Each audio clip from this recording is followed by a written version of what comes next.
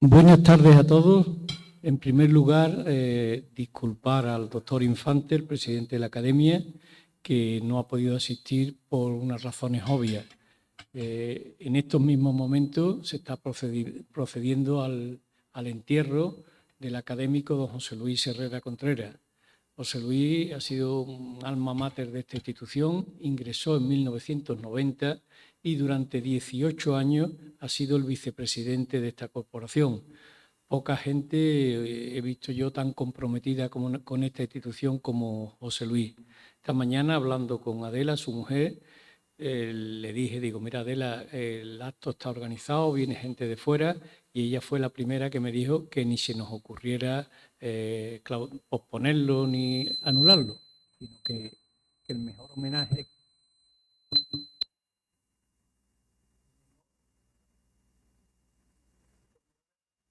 Sí, que el mejor homenaje que le podíamos hacer a José Luis es seguir haciendo vida académica.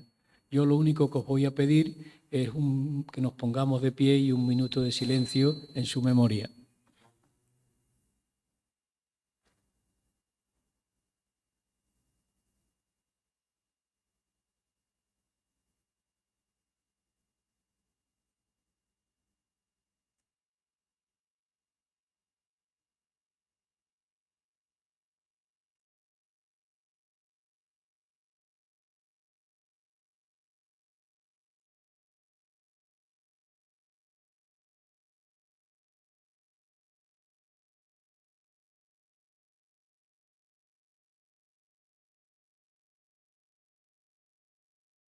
Pueden sentarse.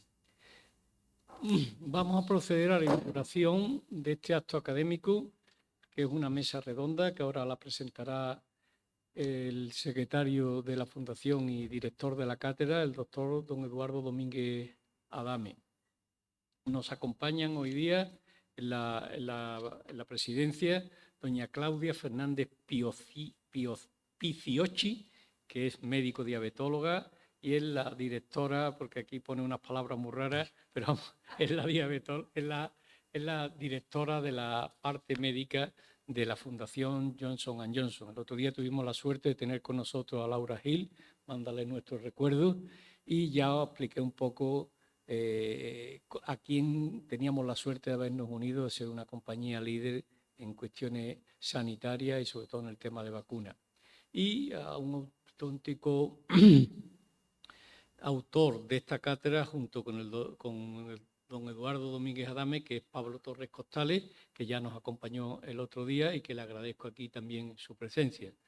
Pues nada más, le paso la palabra al doctor Domínguez Adame, que es el director de la cátedra de obesidad y además el que ha organizado esta sesión.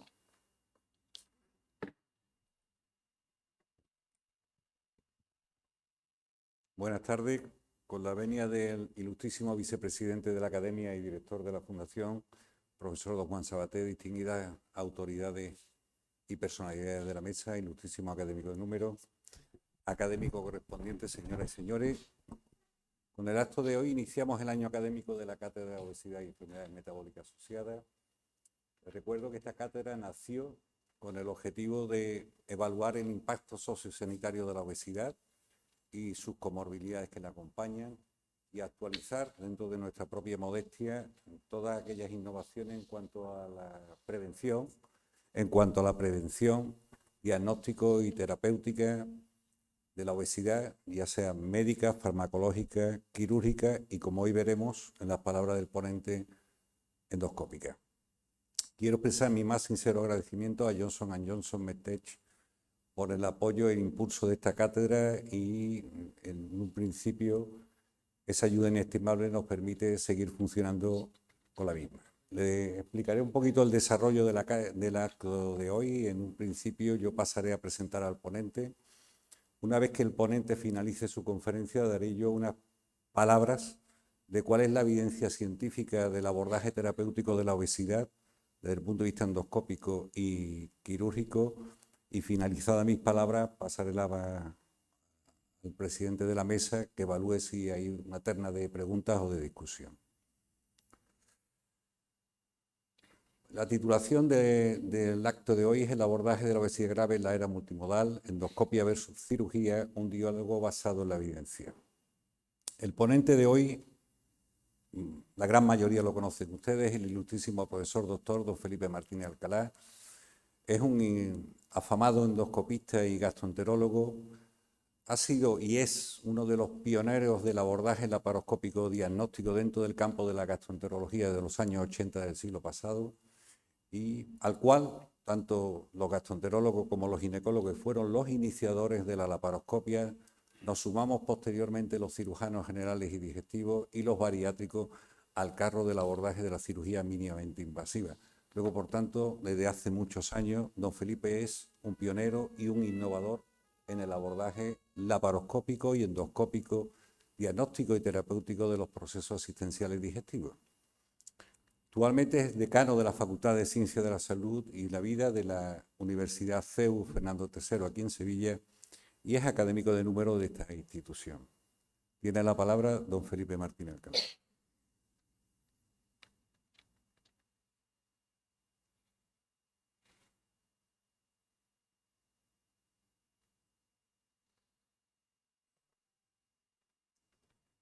Antes que nada, con la venia del presidente de la Fundación, quiero dar las gracias a la cátedra y muy especialmente al profesor Eduardo por su amabilísima palabra.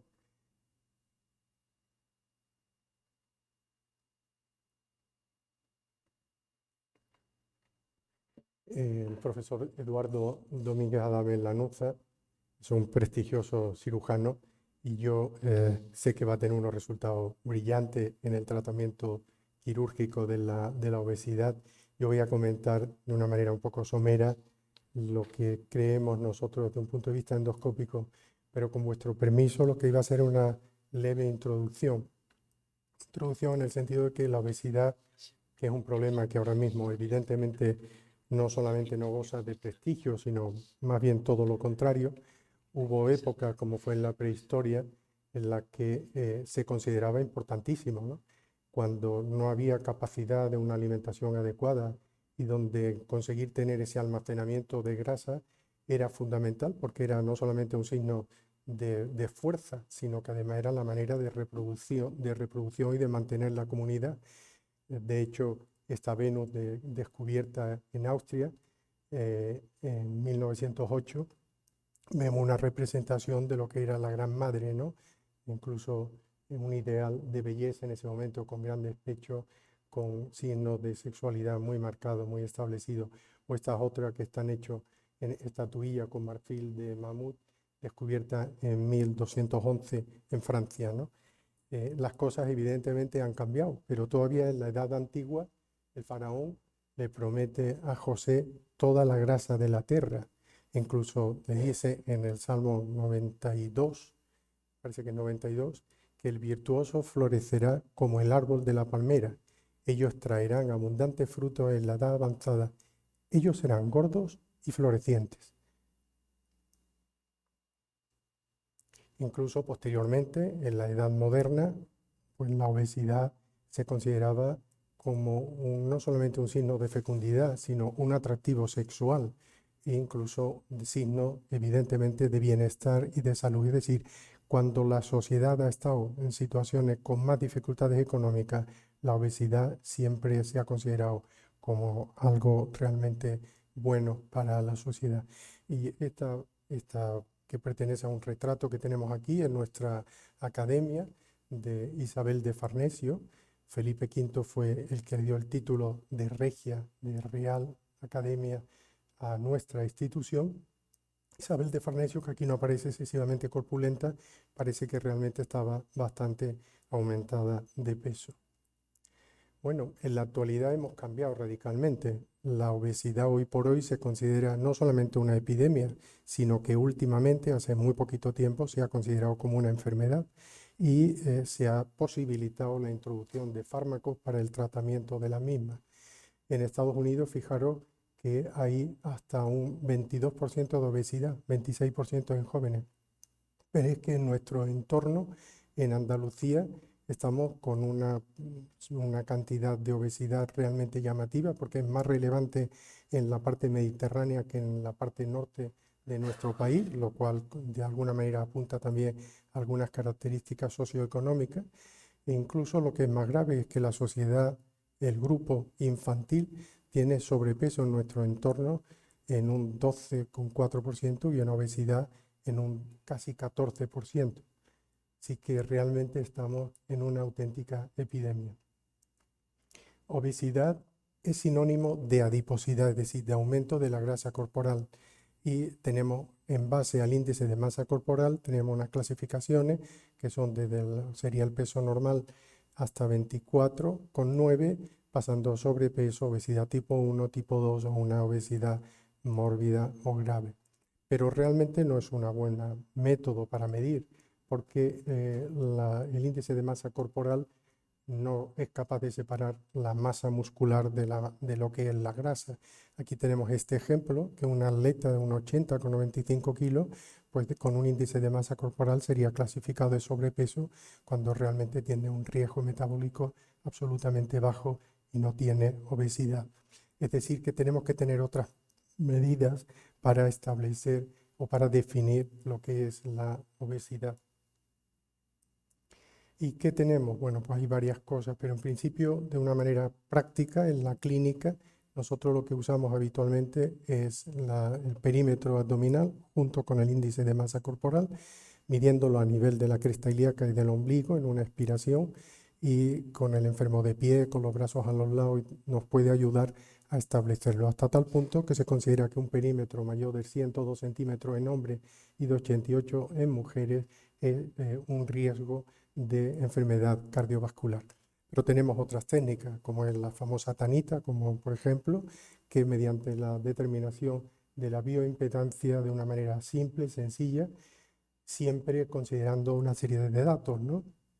Es preferible que sea con una ayuna de 4 o 6 horas, que hay que considerar la edad, hay que considerar el sexo, la altura, etcétera, considerando todos estos datos, que venga sin hacer ejercicio, que se mida siempre más o menos en las mismas condiciones, y mediante esta técnica, que lo que hace es pasar una corriente eléctrica que es imperceptible y que nos va a atravesar todos los tejidos midiendo la impedancia que encuentra al pasar. De esa manera, como el agua y el músculo conducen muy bien la electricidad, ofrecen muy poca resistencia frente a la grasa corporal, que al contener un 10% aproximadamente de agua ofrece mucha más resistencia. Por tanto, con unos algoritmos podemos medir el tanto por ciento de grasa corporal, la masa muscular y el agua corporal. Aparte de eso, podemos complementar el estudio con un perfil metabólico que hacemos además de manera rutinaria, sobre todo en pacientes que van a ser sometidos posteriormente a tratamiento endoscópico. Es importante porque además nos va a permitir no solamente establecer ante qué estamos, sino que vamos a poder descartar enfermedades asociadas y enfermedades que puedan tener su origen en una obesidad que realmente no sea una obesidad como tal.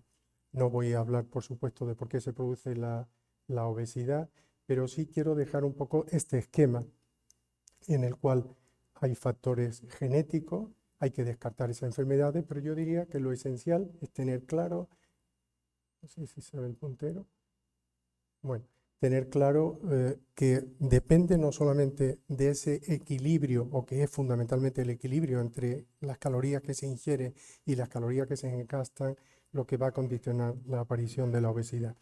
Pero eso basándolo también, porque el gasto se puede modificar y la ingesta se puede modificar de múltiples maneras. Y después considerar que es muy importante el ambiente, es decir, la interacción entre todos estos factores son los que van a llevar a cabo la aparición de la obesidad. Hay también una serie de controladores centrales, como son estas hormonas, que van a influir tanto en aumentar el apetito como en su disminución, y algunos de ellos, como son el GLP-1, que tienen una enorme importancia y que cada vez van a adquirir una importancia más relevante. Hay que tener en cuenta también a la hora de valorar la obesidad los fármacos que toman, ya que hay fármacos que van a aumentar la obesidad, a facilitarla por lo menos, y tener en cuenta que tenemos alternativas para cada uno de ellos y que también las vamos a valorar en esa historia clínica que es absolutamente fundamental. Así que a modo de resumen, digamos que todos estos factores, los factores genéticos, factores ambientales, junto a una disminución de la actividad y a un aumento de la ingesta, van a conducir a ese aumento de grasa que van a dar por un lado una serie de enfermedades en relación con el tamaño de las células grasas, como va a ser la diabetes tipo 2, la esteatosis hepática, la enfermedad cardiovascular e incluso enfermedades como es la litiasis biliar o los diferentes tipos de cánceres, la infertilidad, etcétera, y también los que están motivados por el aumento de la masa grasa en sí misma, como son básicamente las lesiones osteoarticulares y sobre todo lo que es también la estigmatización social. Quisiera resaltar también que otras enfermedades como es la apnea del sueño o la hernia de hiato, de hecho, estudios que están claramente relacionando el índice de masa corporal con la incidencia de enfermedad por reflujo, simplemente valorando. O sea que con esto termino la introducción. La grasa, la obesidad, se produce cuando el consumo energético supera al gasto calórico. Y esto no lo podemos perder de vista porque desde mi punto de vista esto es clave para que cualquier tratamiento que hagamos funcione. Sin esto, al final no funciona. Y somos novedosos en esto. Yo diría que menos novedosos de lo que creemos. Galeno en el siglo II después de Cristo decía en su libro de Sanitas Tuende que había conseguido adelgazar a un obeso aconsejándole que corriera velozmente y dándole abundante comida poco nutritiva a fin de saciarle. Estamos hablando del siglo II después de Cristo. Y Avicena, en la medicina árabe, en este libro, el Canon Medicinae, traducido al latín, recomendaba procurar un rápido descenso de los alimentos por el estómago e intestino para evitar su completa absorción. Y no solamente, sino que también recomendaba tomar alimentos voluminosos pero poco nutritivos y realizar ejercicio físico intenso. Incluso Hipócrates recomendaba también tenerlos desnudos, que pasaran frío, que era otra manera de ayudarles a perder peso. Bueno, y también me parece que los fármacos han jugado un papel importante, aunque sea de esta manera tan natural, ¿no? Inocencio III, que habló mucho del pecado de la gula, y tenemos algunos cuadros muy representativos en el monasterio en Edimburgo. Recomendaban una poción natural de plantas amargas que masticaban para evitar sentir apetito y poder ayunar. Es decir, que como hemos visto, ejercicio, nutrición y fármacos, de alguna manera, naturales o no. Bien, me centro entonces en lo que después de esta introducción, que creo que no me he extendido demasiado, pero me parece que es interesante porque yo creo que nos pone un poco en el contexto de donde estamos. Quería hablar del tratamiento de la obesidad, el tratamiento endoscópico. Básicamente yo creo que hay estos tres niveles, evidentemente niveles que conforme más vamos hacia la derecha, somos más eficaces, pero también corremos un cierto mayor riesgo, aunque hoy por hoy hay que reconocer, y eso me imagino que el doctor posteriormente me dará la razón, que el riesgo es realmente escaso. Pero en cualquier caso me parece que lo fundamental es lo que dejo aquí escrito y que yo insisto muchas veces a lo largo de la charla. La obesidad requiere vigilancia y tratamiento crónico. Sin eso no conseguimos éxito o conseguimos inicialmente una pérdida y después una reganancia. El futuro, no voy a hablar del futuro, pero sí voy a comentar que estos fármacos están dando unos resultados que compiten por lo menos con las terapias endoscópicas de una manera clara y que probablemente pueden ser o bien en monoterapia o en tratamiento asociado, siempre asociando a los dos pilares básicos que hemos comentado previamente. Bueno, el balón es la técnica quizás más conocida, la más clásica desde el punto de vista endoscópico, que lo único que pretende es ocupar una cantidad de espacio facilitando varias cosas. Una de ellas es facilitando esa sensación de saciedad precoz, simplemente por el espacio. Incluso inicialmente es normal cuando le colocamos el balón al paciente que los primeros días pues, lo único que casi que hacen es vomitar, pero no toleran prácticamente nada, tienen que tomar pequeñas cantidades, líquidos, etcétera, ¿no? Y van a producir una saciedad precoz. Y quiero resaltar este detalle que me parece importante. Es una técnica reversible. Por lo tanto, eso es un dato que me parece que hay que valorar. En un metaanálisis con 17 estudios sobre 1.683 pacientes, el porcentaje de exceso de peso perdido a los 12 meses es del 25,44%. Hay múltiples tipos de balón, algunos que son modificables, que pueden ser aumentados o disminuidos durante el proceso, porque no todo el mundo va a tolerar las mismas cantidades. Solemos entregar entre 500 y 600 centímetros cúbicos con suero fisiológico, que teñimos con azul de metileno, por si se rompiera el balón, que se identifique inmediatamente por la orina y que pudiéramos retirarlo. Hay balones que se pueden tener durante 6 meses, otros tenemos durante 12 meses, hay balones dobles, balones que podemos llenar con aire, balones que podemos llenar con suero, etcétera, etcétera, ¿no? Bueno, estas son las indicaciones fundamentales del balón. La edad entre 18 y 65 años, un índice de masa corporal entre 30 y 35 kilogramos metro cuadrado, o sea que sería un índice de masa corporal, o sea, un tipo 1, fundamentalmente, incluso algún tipo 2 se puede hacer. Sobre todo hay que tener en cuenta que tiene la ventaja que se pueden repetir si ha habido algún fallo previo, incluso se pueden poner uno y después otro. También otra cosa importantísima es que lo podemos utilizar en individuos que tienen una obesidad mórbida o una obesidad más grave, un tipo 2 avanzado, como paso previo a otro gesto quirúrgico. Tiene contraindicaciones. Contraindicaciones serán pues, todo lo que es patología gástrica, úlcera, hernia de hiato grande, cirugía abdominal previa, cirugía bariátrica, anticoagulado en pacientes en tratamiento con antiinflamatorios no esteroideos o determinadas morbilidades. El índice de complicaciones es muy escaso, aquí lo veis, prácticamente dolor, que es escaso, eso solamente en los primeros días, después prácticamente desaparece y los riesgos, como veis, son realmente pequeños. Este es un metaanálisis, el que hemos comentado previamente. ¿Qué hacemos antes de colocar el balón? Por supuesto, una historia clínica adecuada, valorar esa indicación y contraindicación, algo que nos parece absolutamente esencial. Nosotros hacemos dos cosas. Uno, un estudio psicológico o psiquiátrico que nos puede contraindicar directamente el valor. Si vemos que es una persona que no se compromete a seguir un tratamiento dietético, ejercicio físico y tal, directamente lo desestimamos. Yo creo que poner un balón para fracasar, a mí por lo menos no me merece la pena y creo que al paciente menos, porque tiene un agravante.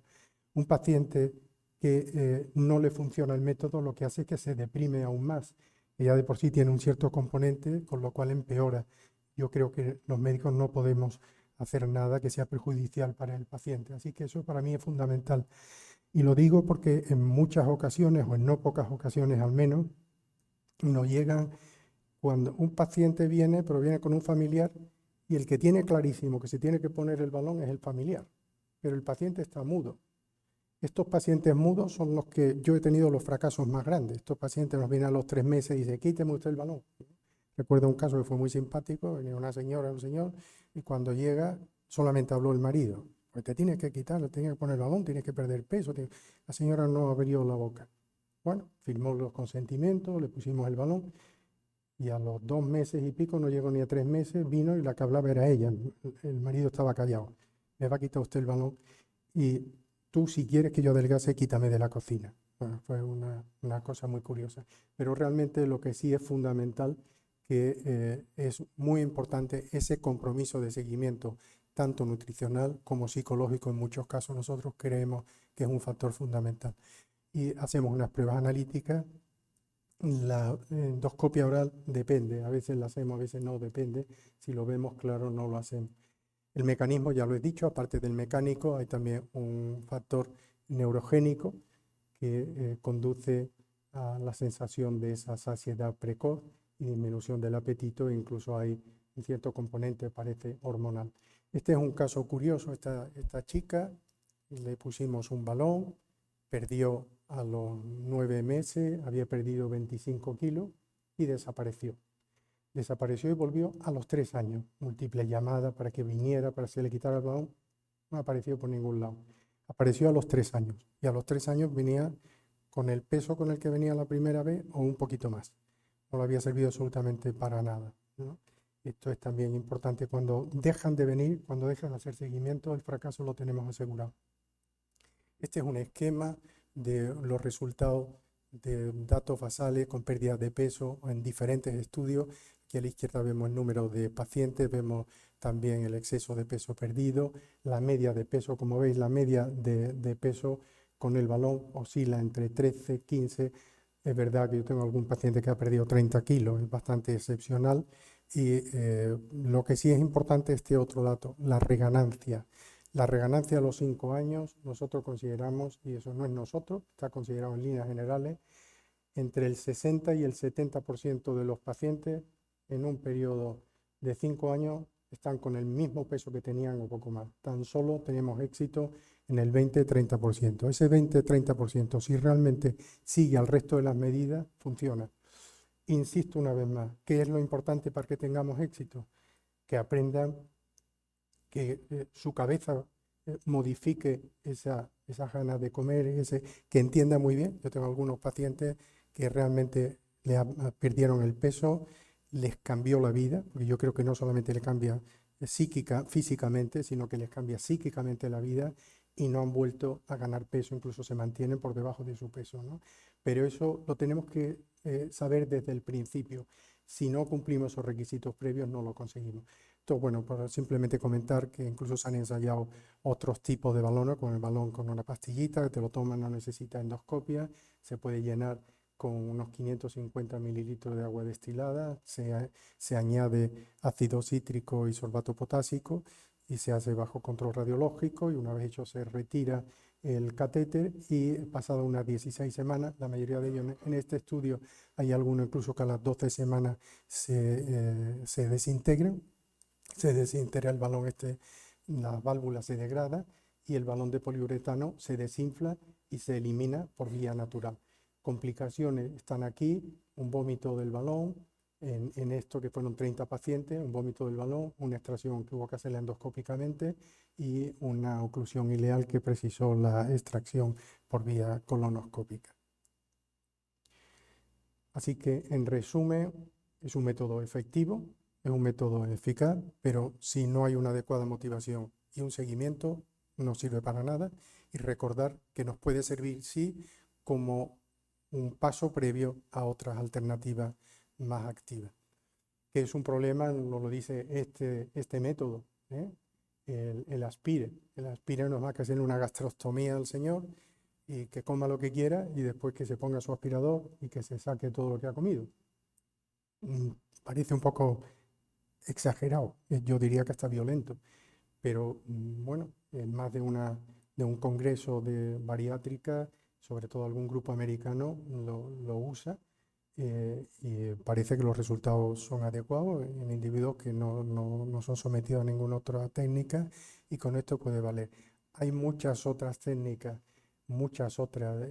Yo he visto algún trabajo de los chinos que queman totalmente la mucosa gástrica. Bueno, no comen, yo creo que ni comen, ni tienen ganas de comer, y a mí me parece que no tienen ganas ni de vivir, es la impresión que da. Hay otros que están haciendo una destrucción de la mucosa del duodeno por debajo de la papila de Vater y los primeros centímetros de yeyuno. También es otra manera de conseguir esa mala absorción y pérdida de peso. Es decir, se han intentado muchas cosas, incluso inyección de algunas sustancias en esas mismas localizaciones para disminuir la absorción. Hubo otros que son la especie de banda esta, las cintas que se han ensayado, incluso otra que se ha ensayado, que no lo he puesto aquí, que es un balón pilórico que funciona, que produce un taponamiento puntual del píloro y en otro momento se suelta y provoca cuadro suboclusivo que impide que el individuo coma. Tiene pocas ventajas, yo creo, pero en fin, quiero decir que se están buscando múltiples alternativas. La cirugía propiamente, porque esto ya lo podemos considerar como cirugía endoscópica, la cirugía primaria endoluminal de la obesidad, que conocemos como POSE, se realiza a través de un tubo, un tubo que nos permite a través de él introducirnos en la cavidad gástrica en múltiples ocasiones con esta plataforma, y la utilización de estas pinzas. Vamos a hacer una serie de suturas que tiene la ventaja que la podemos mantener tensionada durante bastante tiempo y conseguimos hacer una disminución del volumen de la cavidad gástrica. Con esto conseguimos una buena pérdida de peso, después vemos, pero insisto, a pesar de que se encuentran muy pocos trabajos que nos hablen de reganancia, a veces encontrar la reganancia de estas técnicas las encontramos, como después vamos a ver, viendo qué hacer cuando hay reganancia. Pero publicaciones en sí, para ver tanto por ciento de reganancia, cuesta trabajo encontrarlas.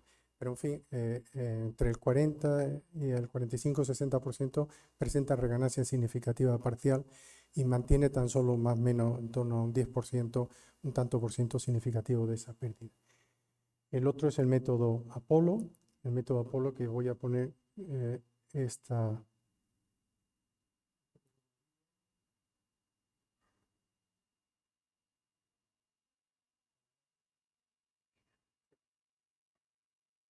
Bueno, es muy gráfico, muy demostrativo.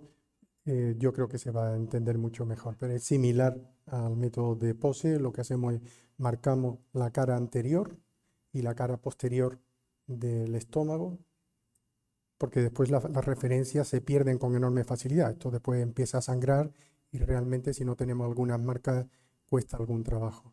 Y lo que hacemos, damos un punto de sutura, cara anterior, en la curvatura mayor y en la cara posterior. Repetimos y después, como vamos a ver, lo que hacemos es ligar estos puntos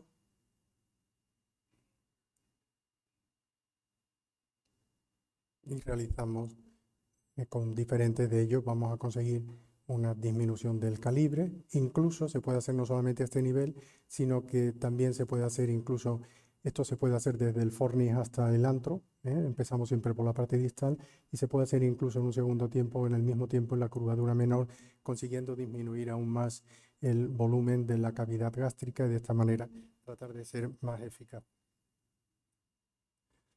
Bueno, con esto conseguimos también, asociándolo, insisto una vez más, al tratamiento y seguimiento multidisciplinar, podemos conseguir una buena alternativa. Es una alternativa al balón con una solución más definitiva y cuando ésta ha fracasado o cuando no hay otra alternativa o rechazan la cirugía laparoscópica o otra cirugía más activa, como después nos explicará el profesor Domínguez. La sutura, las indicaciones están aquí. Indicaciones son el índice de masa corporal 30-40, en obesidad tipo 1-2. También cuando hay comorbilidades o hay intentos previos que han fallido. Y también en personas que son incapaces de mantener dietas o balón y que no desean un tratamiento quirúrgico más agresivo. Siempre y cuando estamos en la misma, que se comprometan desde el principio, y eso lo exigimos también en la indicación, que se comprometan a un seguimiento nutritivo y psicológico. De hecho, he tenido que intervenir en alguna peritación porque se ha quejado el paciente que le habían prometido una pérdida de peso, que después de esa pérdida de peso se había recuperado, ¿no? Y efectivamente se va a recuperar siempre y hay que manejar las indicaciones estas para ver que se va a recuperar siempre si no se sigue un seguimiento adecuado. Los efectos adversos son leves mayoritariamente, un 32%, los moderados que son la fuga perigástrica o el dolor y muy rara vez algunos graves, menos de casi un 1%, que puede ser una hemorragia digestiva, un embolismo, una perforación, como digo, absolutamente extraordinaria. La pérdida de peso a los 6 meses está en torno a 19 kilos y el porcentaje de pérdida de peso inicial es de un 17,8%. La gastroscopia, por tanto, ventajas tiene: reduce el riesgo de infección, reduce el riesgo de complicaciones asociadas a la cirugía tradicional, minimiza el dolor postquirúrgico, reduce el tiempo de recuperación y no tiene ningún tipo de cicatrices. Pero si no se sigue con el seguimiento, pues los resultados son malos y la reganancia ocurre en un 40%. Este es un trabajo en el que se compara la gastroplastia endoscópica en manga con la gastrectomía en manga laparoscópica. Y la aplicatura laparoscópica de la curvatura mayor, ¿en qué difieren en 2 años? Pues después de este trabajo se ve que la pérdida de peso en pacientes obesos es buena, es significativa. La pérdida es ligeramente menor cuando se hace la aplicatura endoscópica y tiene un ligero mejor perfil de seguridad con una estancia hospitalaria más corta.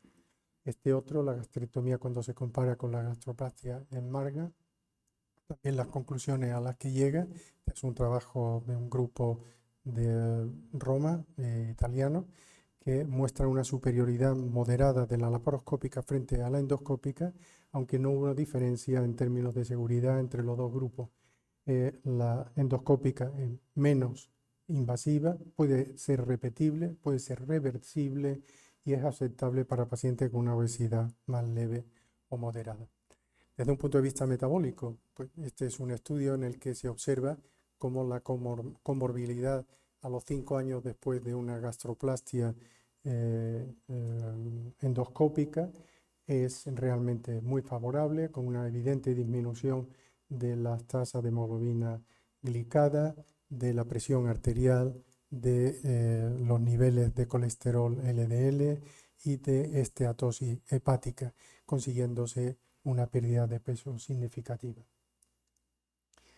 Hay múltiples inventos, no voy a comentar nada, esto es otro utensilio que se emplea, que quizás es más rápido, pero que los resultados son prácticamente similares. Yo esto un poco insisto en que la reganancia se produce con el balón en un 60-80%, con el POSE 40-60% y con el Apolo 20-30%. Depende de la serie, depende de los sitios, depende de muchas cosas. E insistir que incluso hay libros de ayuda para decir qué pasa cuando se regana. Y con esto quiero terminar diciendo que es una cosa importante. Me parece fundamental la prevención. Y en ese sentido creo que el saber un poco pues, las bebidas, por ejemplo, la educación, que es fundamental, la educación sanitaria desde el colegio, la alimentación, el deporte, todo lo que son políticas sanitarias, todo lo que es información y modificación de costumbres y hábitos, insistir en una dieta mediterránea de verdad. A pesar de que estamos en zona mediterránea, la dieta mediterránea se sigue en un tanto por ciento muy escasa. Fomentar la actividad física y el deporte, identificar lo antes posible a los sujetos de riesgo, la obesidad de los padres, la obesidad genética, las situaciones socioeconómicas más desfavorecidas, identificación precoz de los niños. Todo esto puede ayudar a que hagamos las cosas un poquito mejor. Sirvió que desde 2017 se exige en el etiquetado de los alimentos la composición, la tanta por ciento energética, etcétera, ¿no? Esto es un dato fundamental que puede conseguir disminuir la obesidad. Este es el otro punto que me parece también esencial. Yo creo que no existe un tratamiento de la obesidad eficaz si no va acompañado no solo del ejercicio físico y de la nutrición, sino de un apoyo psicológico. Aumentar la autoestima, tratar la ansiedad y el estrés tan asociados con frecuencia a la obesidad, el aprendizaje sobre los conocimientos de la dieta, el ejercicio, el modo de vida, los autorregistros de la ingesta, que es fundamental. Cuando los pacientes dicen, no, yo lo sigo solo, nada más que el hecho de acudir al nutricionista es una obligación y un mantenimiento que es absolutamente fundamental. Mantener y controlar los estímulos que inducen a comer. Hay muchas técnicas que emplean los psicólogos para ayudarle, que coman en platos más pequeños, que parezca que tienen cantidades más grandes, que hagan ejercicio físico, que usen el ascensor, que se bajen en paradas altas, etcétera, etcétera, ¿no? Hay muchos pequeños trucos. La forma de comer, tratar de comer con más lentitud, con más calma, charlando, hablando, cambiar al fin y al cabo el estilo de vida. Es absolutamente fundamental. Y por último, con esto termino. La obesidad es una enfermedad crónica, no transitoria, y de no mantenerse un balance energético adecuado, crónicamente se recupera el peso perdido. Y un detalle muy importante, 1 hora al día disminuye el riesgo cardiovascular de una manera significativa. Muchas gracias.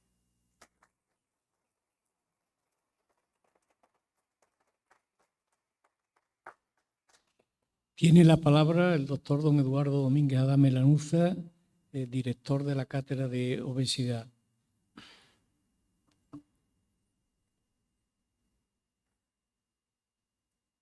Bueno, mi más sincero agradecimiento al ponente, al profesor Martínez Alcalá, y felicitando por su brillante exposición. y agradecerle el esfuerzo realizado para realizar esta ponencia.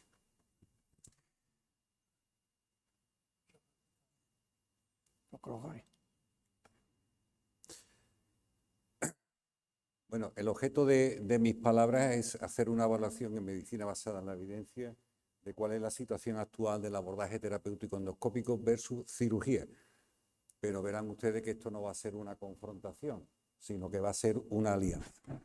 Vaya dicha estas primeras palabras. Le he puesto un pequeño índice de cómo va a desarrollarse la pequeña ponencia. Hablaremos del problema, que es la obesidad grave.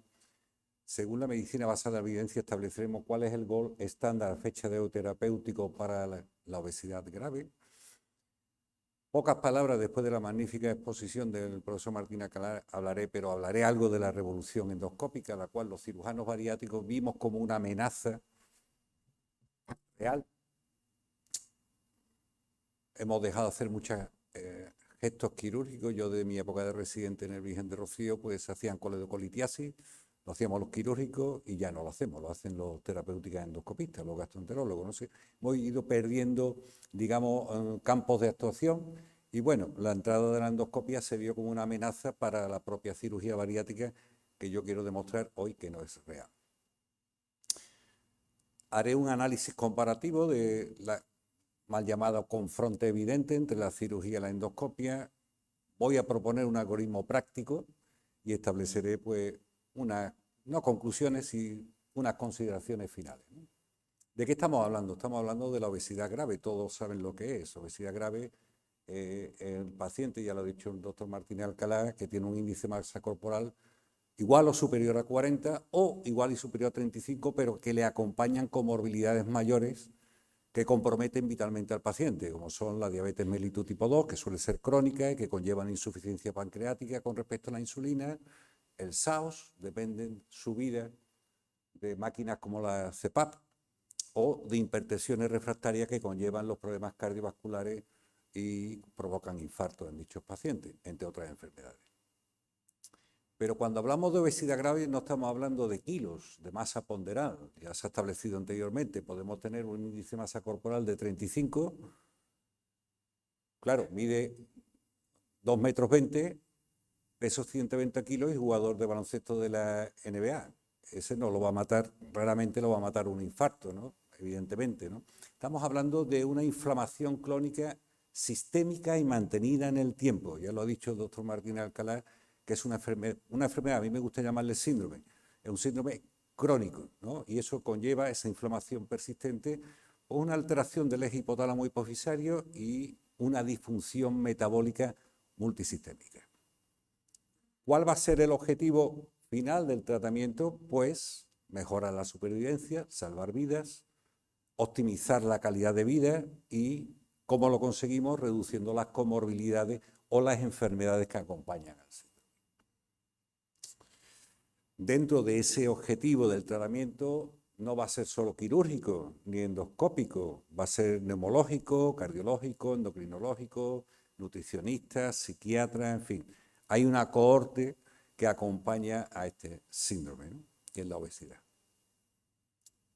Y a fecha de hoy, ¿cuál es el gold estándar terapéutico de la obesidad grave? IMC por encima de 40, estamos hablando de obesidad tipo 2, pues según la evidencia científica es la cirugía bariátrica. Y esto se fundamenta en estudios aleatorizados de cortes a largo plazo desde hace muchos años, con un nivel de evidencia de recomendación 1A. ¿Cuáles son los dos pilares básicos donde nos movemos los quirúrgicos para resolver este problema desde el punto de vista, digamos, en quirófano, ¿no? Pues con dos técnicas. Hay algunas que van apareciendo, que yo creo que se llegarán a implementar y a implantar, pero bueno, no es el tema de discusión hoy, no es una mesa puramente quirúrgica, pero les hablaré un poco de las dos técnicas que más se usan y que ustedes escucharán, que son el bypass gástrico, ambas técnicas por laparoscopia, por supuesto, y es una técnica, perdón, que es dual. Consiste en restricción del volumen gástrico y una mala absorción moderada. ¿Y cuál es ¿O cómo se fundamenta el éxito de esta técnica? Pues en un efecto neuroendocrino muy potente con la modulación de la incretina, porque bypaseamos el duodeno en la primera porción yeyunal. Vamos a alterar el eje hipotálamo intestinal y tiene una altísima potencialidad en la resolución de la diabetes mellitus tipo 2 por un efecto metabólico que algo hablaremos después. Una técnica más novel, pero que se ha implementado e implantado como la primera técnica mundial en estos últimos años, es la gastrectomía vertical, que es tan simple como amputar 4/5 partes del estómago y mandarlo no al cubo de basura, pero sí a anatomía patológica. Y diseñamos lo que queda de estómago como un tubo con el mismo diámetro que el esófago. En un principio esta técnica nació con objeto de desescalar el índice de masa corporal de los superobesos. Hablamos de pacientes con IMC de 65, 70, que técnicamente era muy tedioso hacer un bypass con anastomosis, con un hígado graso, con grasa interna, pero comprobamos, bueno, le hacemos una gastrectomía vertical como puramente técnica restrictiva y ya en un segundo tiempo le aplicaremos un bypass. Pero al año y medio comprobamos que los pacientes dejaban de ser hipertensos, diabéticos, no necesitaban la CPAP, y de un 65 pasaba a índice de masas corporales de obesidad tipo 1, que no es enfermedad, que es saludable, un 31, 32, 33. Bueno, ¿y por qué? Pues porque tiene un efecto metabólico, en el sentido de que tiene un componente hormonal, que es la grelina, que es la hormona mal llamada hormona del hambre, que habita en el fundus y en el cuerpo gástrico, y que retroalimenta a nivel hipofisario la sensación del hambre del paciente que padece obesidad. Al amputar el fundus y el cuerpo gástrico, a diferencia del bypass gástrico, los pacientes pierden el hambre.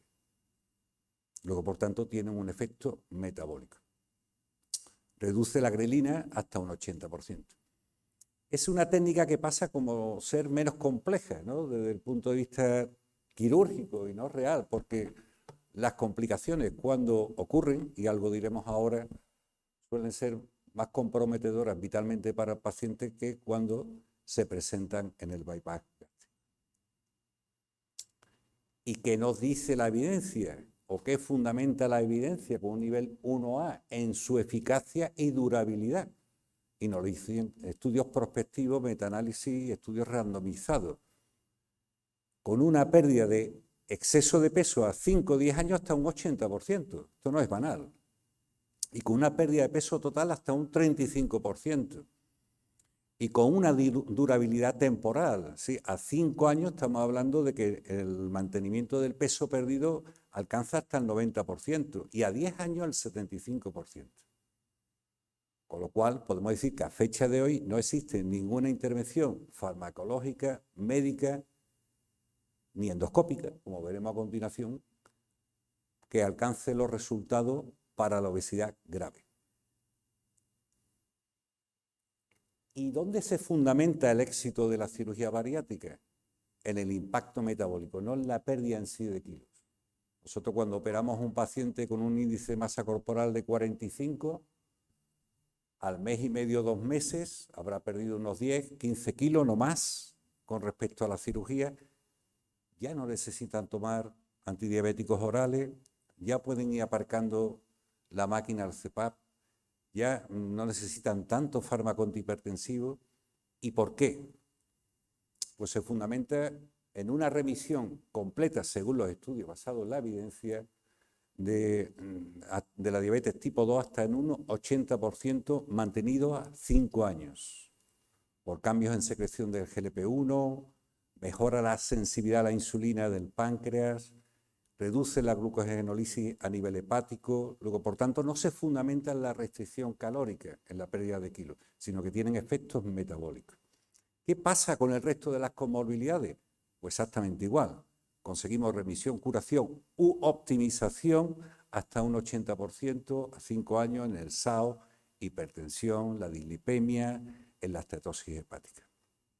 Pero lo más importante, que no dicen los estudios, que reduce la mortalidad global hasta en un 40% de los pacientes que se intervienen quirúrgicamente con obesidad grave frente a los que no, produciendo un descenso de muerte por cáncer, problemas cardiovasculares y por diabetes. Algo ha comentado el profesor Martín Alcalá. Tenemos la otra cara de la moneda de la cirugía, que son los riesgos inherentes al propio acto quirúrgico, ¿no? Pero a fecha de hoy sabemos cuáles son los estándares de calidad que se permiten en la cirugía bariátrica, con una mortalidad siempre inferior al 0,5% y con un índice de complicaciones entre un 2-10%. Todo lo que supere esos índices será cuestión de decirle al quirúrgico que se retire y se dedique a otra cosa, porque no es admitible dentro de los estándares de calidad. Y para ello, evidentemente, se fundamentará en la praxis médica y quirúrgica del profesional y en la buena y correcta selección y adecuación del paciente, claro. Las complicaciones mayores suelen ser la fuga anastomótica, las hemorragias intra- o posoperatorias inmediatas y los tromboembolismos, que son los que van a comprometer vitalmente al paciente. Claro, pero hay complicaciones nutricionales, sobre todo si aplicamos técnicas malasortivas como el bypass y condenamos, entre comillas, al paciente a un seguimiento y una suplementación crónica pues, de falta de hierro, de vitamina B12, de vitamina D, calcio, etc. Y como todo acto quirúrgico, aunque lo hagamos con cirugía mínimamente invasiva, supone una serie de alteraciones anatómicas que van a conllevar pues, la aparición posible de dumping hasta un 30 o un 50%, hernias internas, y eso de hernias incisionales ya no, porque haciéndolo por la laparoscopia no hay eventraciones ni hay cicatrices, ¿no? Luego, por tanto, para evitar la otra cara de la moneda, la cara oscura de la cirugía, tenemos que hacer una selección correcta del paciente, vestirlo con el traje más adecuado y hacer un seguimiento meticuloso del mismo. ¿Qué ha pasado? Pues en estos últimos 5 o 10 años ha impactado la endoscopia, la terapia endoscópica, que en un principio pues, a los quirúrgicos nos dejó un poco chocados, ¿no? Pues, es menos invasiva, es más accesible, se puede hacer a nivel ambulatorio. Bueno, ¿qué nos dice la medicina basada en la evidencia con respecto a la terapia endoscópica en la obesidad? El balón intragástrico, ya nos ha hablado el profesor Martínez Alcalá. Yo solamente establecer un pequeño detalle, la evidencia científica nos dice, como él decía anteriormente, que bueno, se puede perder un exceso de peso en mejores condiciones a un 30%, pero que la eficacia es moderada y es temporal. En cuanto retiramos el balón, si el paciente no se ha reeducado, quiero hacer un inciso, apoyando las palabras del profesor Martín Alcalá, ocurre con el balón intragástrico y con la cirugía. Si el paciente no conlleva una reeducación posterior, hagas lo que le hagas, va a regalar peso de nuevo, aunque le amputes el estómago. Bueno, un procedimiento ambulatorio, sin incisiones, con recuperación ultra rápida, que es reversible, pero para nosotros los quirúrgicos es muy interesante el nuevo rol que tiene el balón intragástrico, que es la desescalarización, digamos, desescalar el índice de masa corporal del paciente. Pacientes superobesos los pasamos a pacientes obesos graves, con un IMC de 65 los pasamos a 40 y técnicamente le podemos aplicar la cirugía con mayor seguridad al paciente. Es interesante para aquellos pacientes con IMC de 30 a 35, sí, obesidad tipo 1, que quieren una victoria rápida para obtener resultados y, digamos, servir un estímulo para seguir con el proceso. Y después para intervenciones quirúrgicas que no sean bariátricas, que estén el paciente en obesidad, por ejemplo, cirugías cardiovasculares, traumatológicas, ginecológicas. Bueno, pues nos permite desescalar el IMC y al profesional quirúrgico en su campo le va a facilitar la acción. Luego, por tanto, nos expande a nosotros los quirúrgicos el horizonte terapéutico. La gastroplastia endoscópica, muy interesante, ya lo ha comentado él, tiene mayor fortaleza en cuanto a la restricción y el retraso del vaciamiento gástrico y es más perdurable en la pérdida de peso mantenida en el tiempo, pero sí es verdad que no alcanza los valores de la cirugía, ¿no? Tiene una tasa de fallo técnico no desdeñable, hasta un 10%, y pensamos que el paciente ideal sería un IMC 30-40, que rechace la cirugía, evidentemente, o que tenga un riesgo anestésico quirúrgico muy alto y le impide una intervención quirúrgica. Para nosotros, la terapia endoscópica más robusta. El ASPIR-ASIS, ya lo ha comentado y ha puesto una iconografía muy explícita. Esto está muy implantado en los países norteamericanos, sobre todo en México y en Estados Unidos. No así en Canadá, y, bueno, uno se pregunta por qué en Canadá no existe la obesidad grave como existe en sus dos países hermanos de la parte norte del continente americano. Pues por una sencilla razón. Canadá 2/3 es francófona y 1/3 anglosajona, y tiene una mayor impregnación cultural europea frente a los anglosajones de Estados Unidos y los mexicanos. Luego, por tanto, prevalece el hábito cultural y gastronómico francés, con lo cual no existe la obesidad tan grave como existe en Estados Unidos. Esto es ideal para los pacientes que han sufrido múltiples cirugías o que, bueno, que quieren seguir comiendo y no van a cambiar los hábitos. Pues la gastrostomía les permite la expulsión de hasta un 30% de lo que comen y, bueno, conlleva una alta adherencia, evidentemente, y un cuidado del gastrostoma, ¿no? El horizonte, las innovaciones que ya son prácticamente realidades, posiblemente si esto se implanta, el bypass gástrico dejaremos de hacerlo los quirúrgicos, que es el endoslip, algo comentado el profesor Martínez Alcalá, que está en fase de investigación clínica, que es la colocación por vía endoscópica de una barrera en el duodeno, primera porción yeyunal, y, bueno, pues impide la actuación de las incretinas y facilita, pues, la malabsorción, ¿no?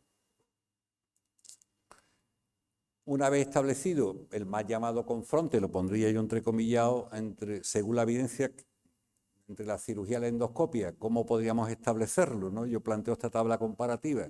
En cuanto a la magnitud del efecto, la cirugía bariátrica, ya hemos dicho, es alta, con una pérdida de peso hasta un 35%, la endoscopia es algo más moderada. El impacto de las comorbilidades es transformador en la cirugía bariátrica y se fundamenta en el propio metabolismo, no en la pérdida de calorías o de peso, a diferencia de la terapia endoscópica. La durabilidad en el tiempo, si el paciente se reeduca, es permanente en la cirugía porque hay una alteración anatómica. En la endoscopia, ya lo comentó el ponente, suele ser temporal, es reversible, si el paciente no se reeduca también, lógicamente. En cuanto a seguridad, es más segura la endoscopia, se hace a nivel ambulatorio, las complicaciones son siempre menores. Tenemos la otra cara de la moneda de la cirugía. Y, bueno, la reversibilidad. La cirugía es reversible en su gran mayoría, pero supone una nueva actuación quirúrgica anestésica, exceptuando la gastrectomía vertical que les comenté anteriormente, donde 4/5 partes del estómago se extraen del cuerpo del paciente, ¿no? Dicho esto, ¿cómo vestiríamos a los pacientes según su obesidad? Y este es el planteamiento que establecemos. Paciente obeso grave, índice de masa corporal por encima de 40 o 35 con diabetes mellitus por lo menos, en pacientes jóvenes, menores de 65 años, que no tengan un riesgo quirúrgico anestésico extremo y, por supuesto, que estén comprometidos con un seguimiento de por vida o durante los primeros años para la suplementación de todas aquellas necesidades que tienen por la malabsorción. ¿Cuál sería el perfil ideal del paciente para terapia endoscópica? Pues sería obesidad tipo 1, que rechacen la cirugía, o paciente que tenga obesidad grave pero que tengan un altísimo riesgo anestésico quirúrgico, y el rol de la terapia puente, que para nosotros los quirúrgicos es muy, muy interesante. Resumiendo y acabando ya, pues lo dicho, la cirugía bariátrica, obesidad grave con comorbilidades, obesidad moderada o paciente de altísimo riesgo, terapia endoscópica. ¿Y qué ocurre si hay un fracaso o complicaciones quirúrgicas o una reganancia post-cirugía? El planteamiento nuestro es no volver a operar. Porque si a la primera no salió bien, la segunda va a salir peor que la primera siempre y puede comprometer vitalmente al paciente. Y ese es el papel de la endoscopia llamada de rescate, ¿no? Que sería la herramienta por excelencia. Como son colocar balones intragástricos en el pouch de los bypasses, hacer una gastroplastia endoscópica en una gastrectomía vertical quirúrgica que se ha dilatado, haciendo una aplicatura. Bueno, son siempre gestos menos agresivos que una reintervención quirúrgica. Y, por supuesto, el papel fundamental que le damos al balón intragástrico y a la gastroplastia endoscópica como puente o ron para desescalonar el índice de masa corporal del paciente. Todo esto va buscando maximizar la seguridad y obtener resultados óptimos a largo plazo. Y acabando, establecer unas consideraciones finales. La cirugía a fecha de hoy no ha sido destronada, es la intervención terapéutica más potente para la obesidad grave, que la endoscopia no es un competidor en nuestra visión desde el punto de vista de la cirugía, sino es un aliado indispensable, que ya no debemos hablar de cirujanos endoscopistas, tenemos que hablar de rol o de un nuevo rol que son los terapeutas de la obesidad. Para ser terapeuta de la obesidad tenemos que dominar el amplio espectro del conocimiento del proceso asistencial y evidentemente para obtener éxito tenemos que individualizar a cada paciente la técnica más correcta en el momento más oportuno y a la persona más adecuada. Muchas gracias por su atención.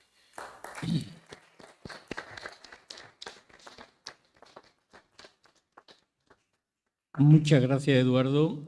Hemos visto la visión de un endoscopista que en principio nos dice algo que es importante, que lo que él hace es reversible.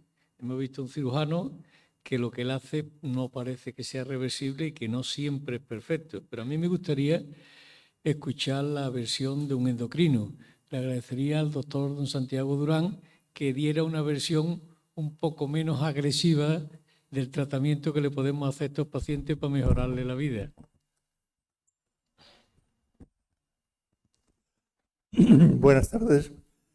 Gracias a los organizadores de esta sesión por darme pie para hacer un brevísimo comentario en torno a lo que aquí se ha dicho esta tarde.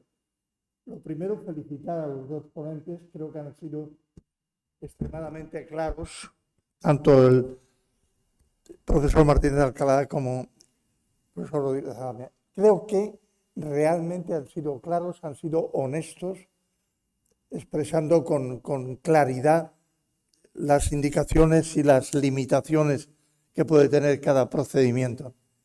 De modo que yo inicialmente, para preparar esta intervención un poquito, lo que he pretendido hacer ha sido revisar fundamentalmente algún resultado conocido de la gastroplastia endoscópica respecto a la gastroplastia laparoscópica. No me he orientado hacia la cirugía bariátrica clásica, llamémosle así.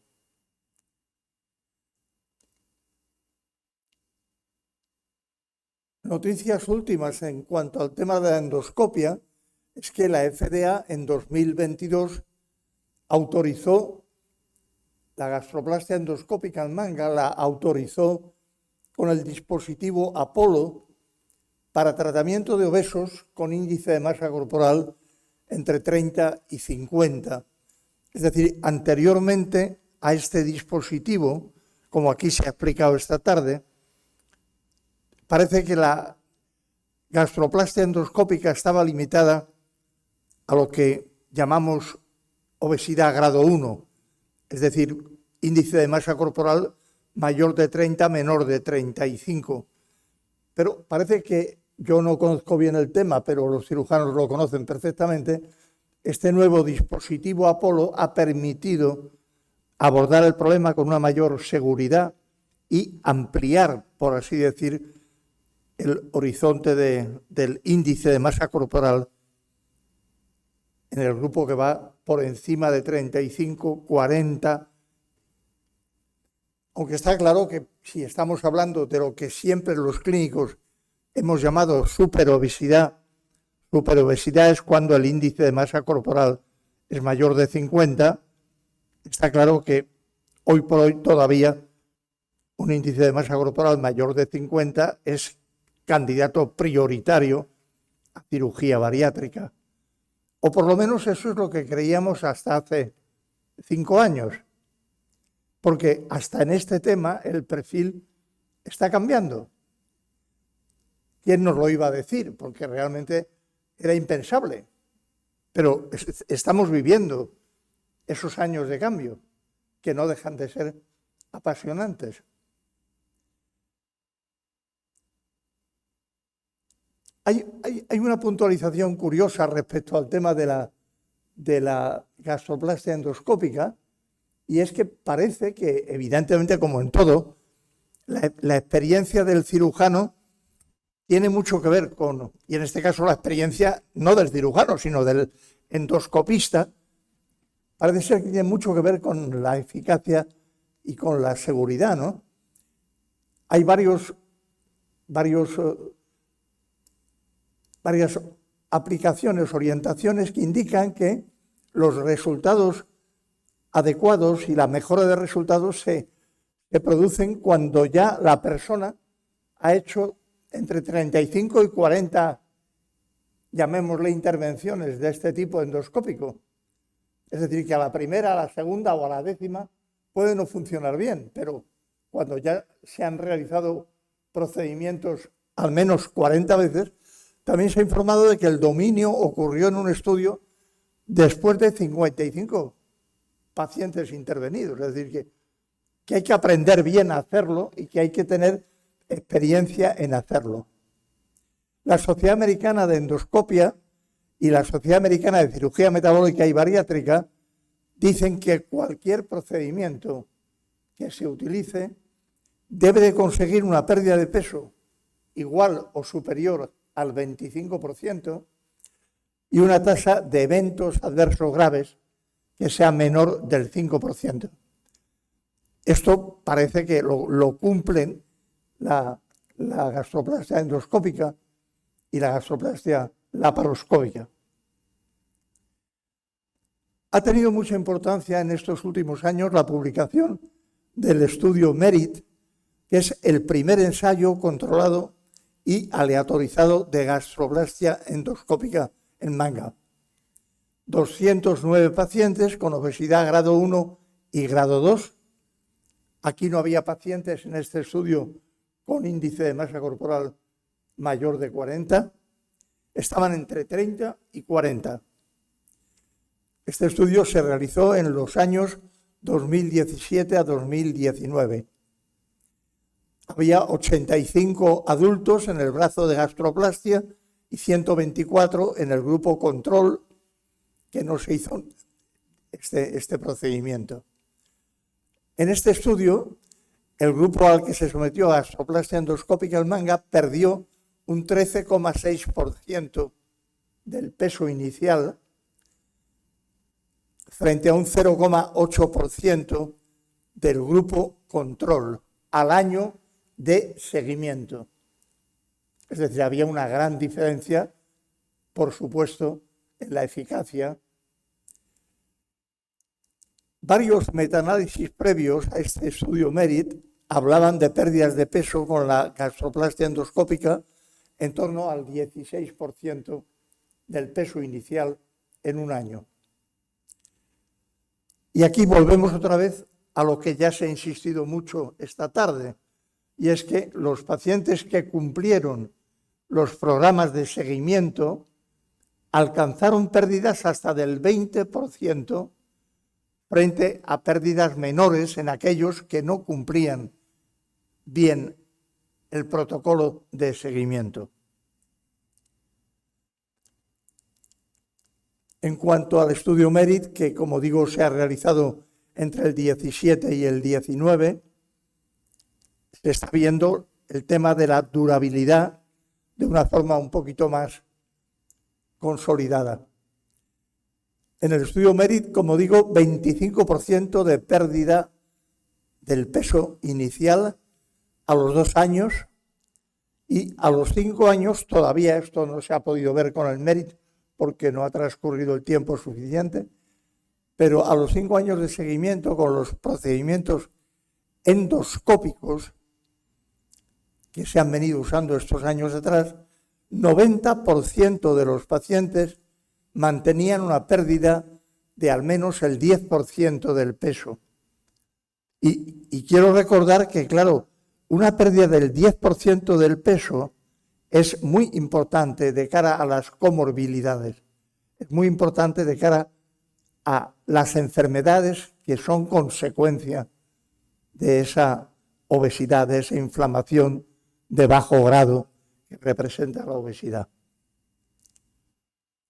Por tanto, el que se pierda un 10% del peso y se mantenga al menos esa pérdida del 10% tiene mucha importancia, tiene mucha relevancia.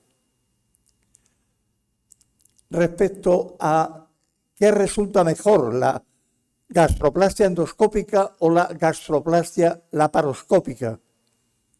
Bueno, lo primero que hay que decir es que no hay estudios prospectivos publicados que comparen ambas técnicas. No hay ningún estudio que compare de forma prospectiva ambas técnicas. Por tanto, hay que limitarse a ver resultados de estudios retrospectivos. A favor de la gastroplastia laparoscópica, un incremento al primer año de la pérdida de peso de casi un 10% comparado con la endoscópica, ¿no? A los 2 años, un 6% más de pérdida de peso, a los 3 años un 4,8, un 5%. Pero vean cómo con el transcurso del tiempo la diferencia entre ambas técnicas va disminuyendo. La ventaja que representa la gastroplastia endoscópica, la ausencia de incisiones, ya se ha comentado aquí esta tarde, la menor duración de la estancia hospitalaria, el menor reflujo gastroesofágico, menor morbilidad y menor tasa de efectos adversos. Por tanto, en cuanto a seguridad, no cabe duda de que la gastroplastia endoscópica ha representado un avance extraordinario. Otro tema que es necesario comentar y que comentaremos incluso en más profundidad más adelante es la posibilidad de complementar un tratamiento endoscópico con un tratamiento farmacológico. Bueno, cuando uno mira esto resulta que tampoco hay muchas publicaciones. Por ejemplo, centrándonos en los análogos de GLP-1, no hay ninguna publicación en la que se haya utilizado los análogos que hoy día estamos utilizando para el tratamiento de la obesidad, que son la semaglutida y la tircepartida. No hay ningún estudio publicado que combine alguno de estos análogos con una técnica endoscópica o con una técnica laparoscópica. Pero sí hay un trabajo publicado con liraglutida, el primer análogo que empezamos a manejar hace ya bastantes años, que era de inyección diaria en lugar de inyección semanal, como son los análogos que utilizamos hoy día.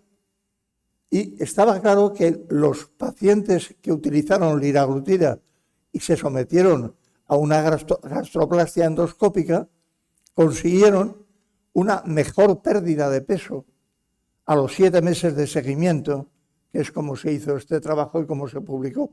25% frente a 20% de pérdida de peso. O sea, en cualquier caso, los resultados fueron muy buenos, tanto con liraglutida como sin liraglutida, porque conseguían al menos un 20% de pérdida de peso. Y como digo, no hay resultados con semaglutida o con tircepartida, que es lo que hoy día estamos usando. Los clínicos sabemos que hoy día con semaglutida y con tircepartida al año de tratamiento se pierde hasta un 30% del peso inicial. En un porcentaje significativo, 60-70% de pacientes. El problema que hay, ¿cuál es? El problema es que hay pocos pacientes que mantengan el tratamiento durante un año por razones fundamentalmente económicas, porque estos tratamientos no están contemplados en los sistemas, incluso en los sistemas privados de tratamiento de los pacientes. Quiero terminar recordándoles que mañana día 4 de marzo, es el Día Mundial de la Obesidad. Mañana se va a hablar mucho de la obesidad en todo el mundo. Y lo que he copiado en esta diapositiva ha sido la declaración que recientemente hizo la Organización Mundial de la Salud a propósito de la utilización de los análogos de GLP-1 en el tratamiento de la obesidad. Es la primera vez que la Organización Mundial de la Salud reconoce la obesidad como una enfermedad crónica y como una enfermedad grave. La importancia de este documento es extraordinaria porque pone en la picota a los sistemas asistenciales de los distintos países, los que pertenecen a la OMS y los que no pertenecen, de alguna forma también están implicados. Un sistema sanitario, se entiende, debe garantizar los servicios para prevenir, tratar y gestionar esta enfermedad y que estén universalmente disponibles, que sean accesibles, asequibles y sostenibles. Es muy complicado conseguir todo eso en el momento actual. Un manejo eficaz y la reversión de la obesidad en todas las edades, hablamos incluso de obesos, obesidad en la infancia, obesidad en la adolescencia. Un manejo eficaz y la reversión de la obesidad en todas las edades, con una intervención temprana y sostenida para reducir y eliminar comorbilidades relacionadas, es ahora una perspectiva realista, dice la Organización Mundial de la Salud. Es decir, es ahora porque tenemos los análogos de GLP-1, los duales, los triples y los que van a desarrollarse en los próximos años. La forma en que las sociedades respondan a esta oportunidad determinará si realmente se trata del amanecer de una nueva era más equitativa o de una oportunidad perdida para registrar un hito histórico de éxito en salud global. Estas son palabras tomadas de esta declaración mundial, de esta declaración de la Organización Mundial de la Salud. Con esto creo que es suficiente para que terminemos esta magnífica sesión por la que yo de entrada pues agradezco a los sponsors y agradezco a la Academia la pertinencia y el haber sido capaces de ponerla en marcha. Muchas gracias.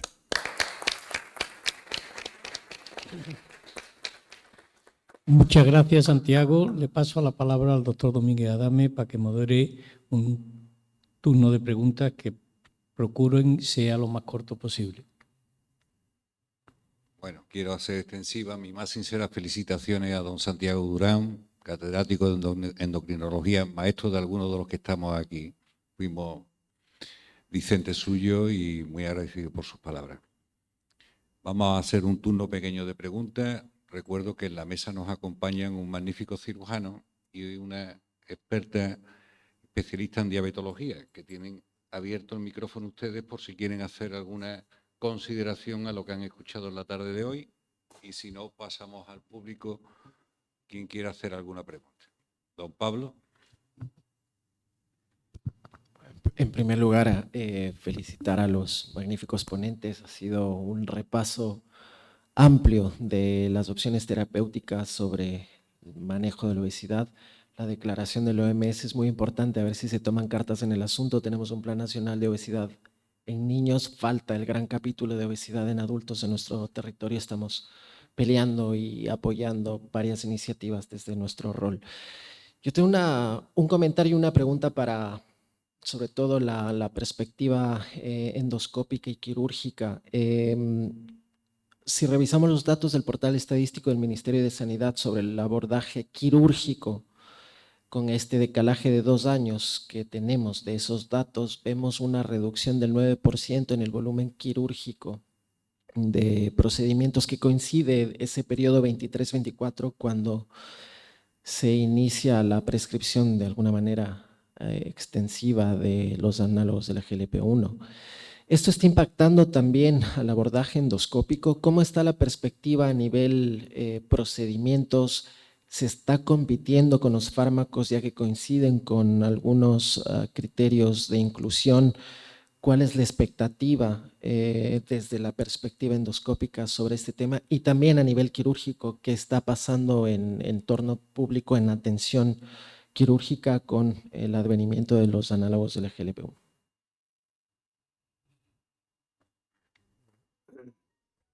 Muchas gracias por la pregunta.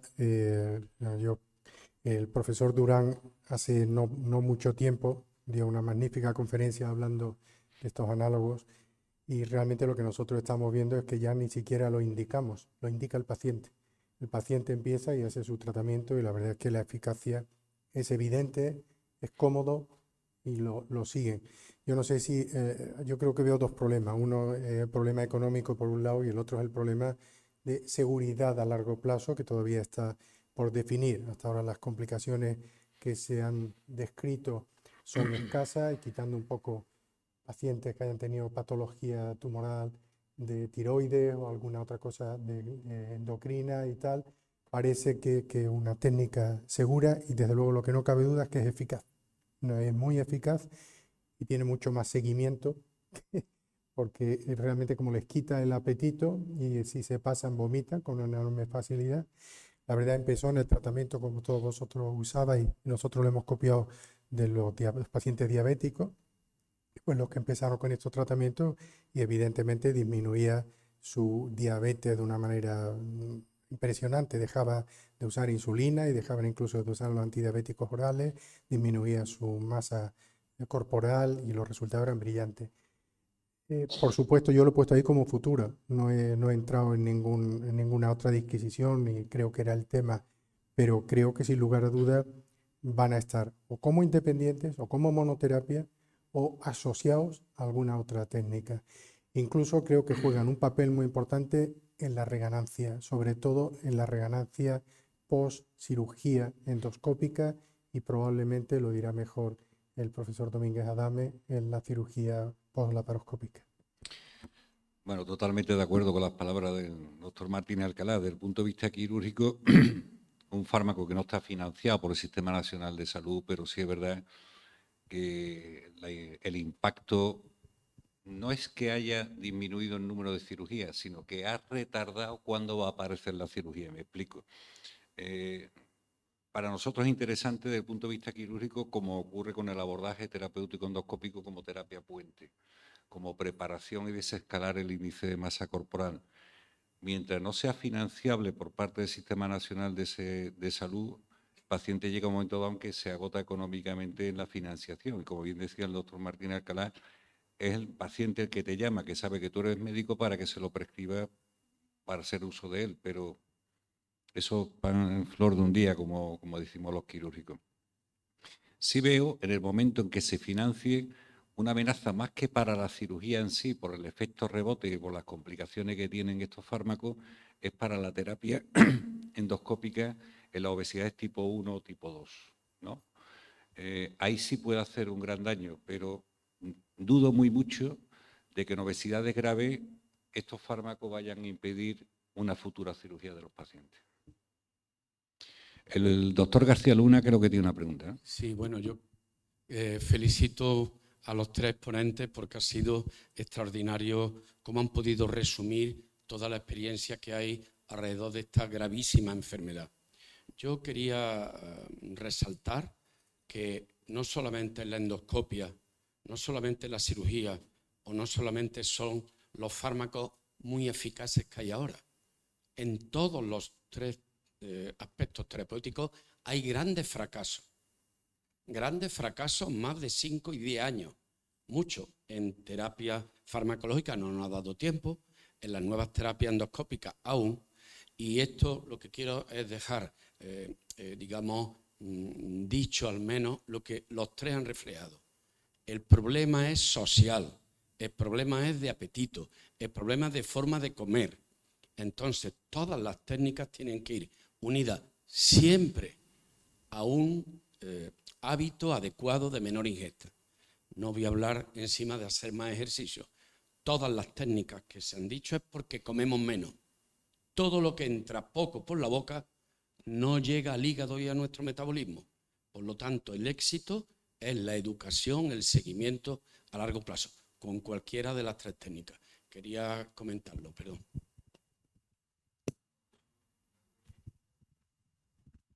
Ay, perdón. Sí. Yo me adhiero a las felicitaciones a los ponentes por el interés de su presentación, pero yo quería hacer especial hincapié en la importancia de los factores genéticos. Es muy probable que algunos de los fracasos a los que asistimos tengan una base genética. Hay estudios muy interesantes en los cuales, estudiando la familia biológica de individuos que habían sido adoptados por otras familias, se notó una correlación evidente entre el geneoma de estos pacientes y su hábito posterior. No era por los hábitos dietéticos de la familia, sino que estaba más relacionado con el ambiente que tenían en su familia biológica y no en su familia oficial o civil. Creo que eso es importante. Otro aspecto que quería resaltar es el hecho de que habéis hecho mención del índice perímetro de la cintura. En pediatría es muy importante, utilizamos el índice cintura-talla. Es mucho más informativo que el índice cintura solamente, con lo cual eso da bastante más juego que otro tipo, porque siempre sabemos que es difícil definir la obesidad. ¿Qué es la obesidad? ¿Cómo la definimos? Bueno, pues parece ser que en pediatría, por lo menos, en menores de 16 años, el índice de cintura-talla es bastante informativo. Y yo le quería preguntar al doctor Martínez Alcalá, que me ha parecido muy interesante los aspectos que se han comentado de la modificación del patrón endocrinológico en los pacientes intervenidos. Cuando se utiliza el balón también se modifica el patrón endocrinológico. Ya sabemos que el tubo digestivo es un órgano endocrinológico de primera magnitud, mucho más importante que otras muchísimas estructuras endocrinas, una cantidad de hormonas y de funciones. Cuando se utiliza el balón también se ha visto que se modifica ese patrón de secreción hormonal. No soy ningún experto en ese tema en absoluto, porque además como clínica, digamos, no lo determinamos, ¿no? Parece evidente que hay algunas hormonas, se habla de la grelina, se habla de algunos cambios hormonales que evidentemente influyen y que se modifican. Lo que pasa es que es reversible, es completamente reversible. Entonces, aunque inicialmente tengan ese efecto, la verdad es que después volvemos a la situación previa. No te puedo decir más. Bueno, yo brevemente, ante todo agradecer a los ponentes, me ha gustado mucho esta revisión, ¿no?, de la obesidad, porque si bien me dedico a la medicina poblacional, a grupos, a la equidad hace ya un tiempo, vengo de la clínica y vengo sobre todo del área de la diabetes, ¿no? Entonces, me parece que la obesidad sigue siendo la que era, digamos, ¿no? Como la diabetes, esta condición de disfunción multifactorial, inflamatoria, crónica,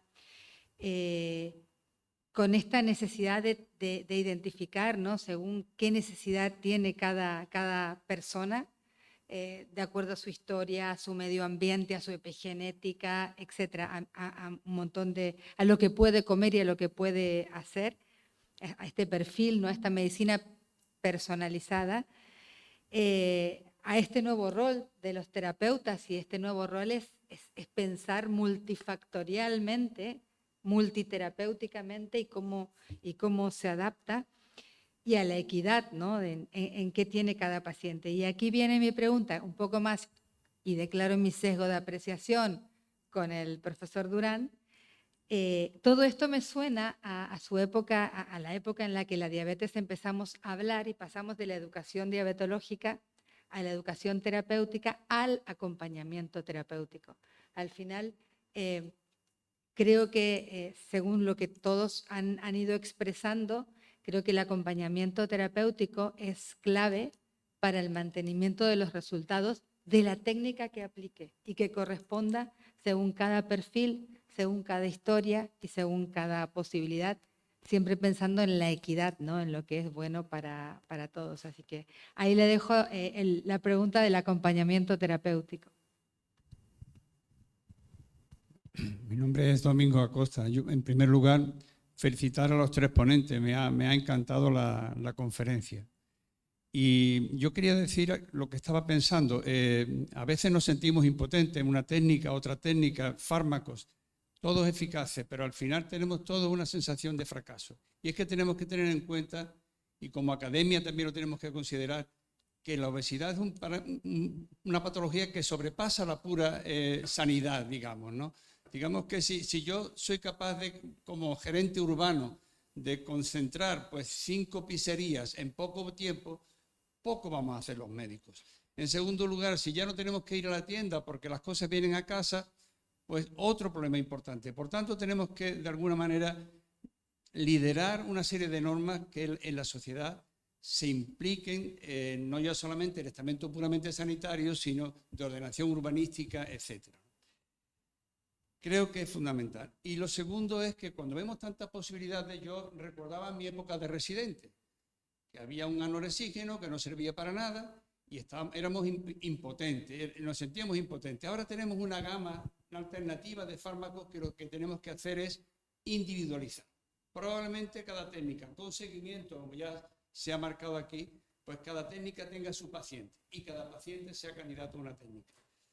Simplemente terminar con, es verdad que a largo plazo todavía hay mucha incertidumbre en algunas cosas, o no tantas, pero lo que sí tenemos claro es que la obesidad mata.